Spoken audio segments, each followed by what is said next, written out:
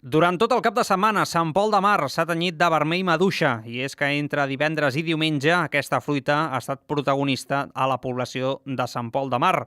Ha celebrat, de fet, la Fira de la Maduixa un any més. Les jornades van començar el divendres, no va ser fins dissabte, però que la fira va agafar ritme. La plaça Torrent Arrosser va ser el centre neuràlgic de la fira.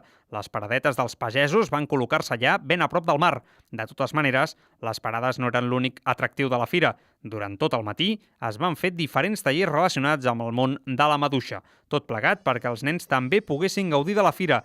Una jornada per tothom.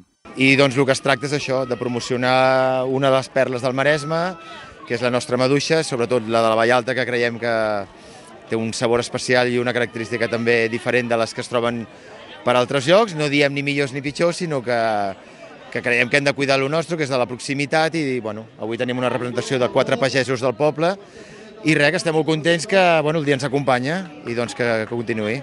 Doncs durant tot el matí a la Fira de la Maduixa s'han fet diferents activitats, com per exemple tallers per nens, diferents tastos, i ara a la tarda hi ha una mica de jazz i també tastos de batuts. Així que anem a barrejar-nos amb la maduixa i a veure com va. Som-hi! A la tarda va continuar la festa. En principi hi havia programats inflables per als infants, però a causa del vent es va decidir suspendre l'activitat. El que no va fallar va ser la música jazz, que va acompanyar els visitants de la plaça Torrent Arrosser durant tota la tarda. A més, diferents paradetes oferien batuts i còctels basats en la maduixa.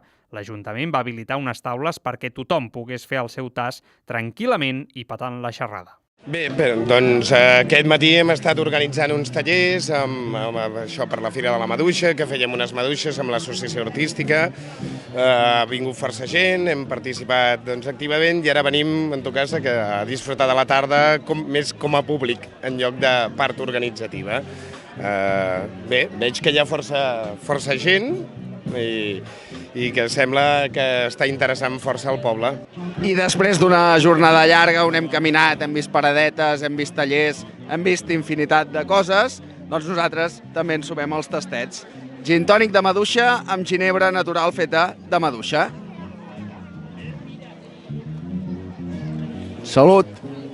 I diumenge més. Per si no va bé prou amb un dissabte complet, el diumenge el carrer Nou es va omplir de puntaires. Una trobada que va durar tot el dia i que va precedir una bona maduixada popular.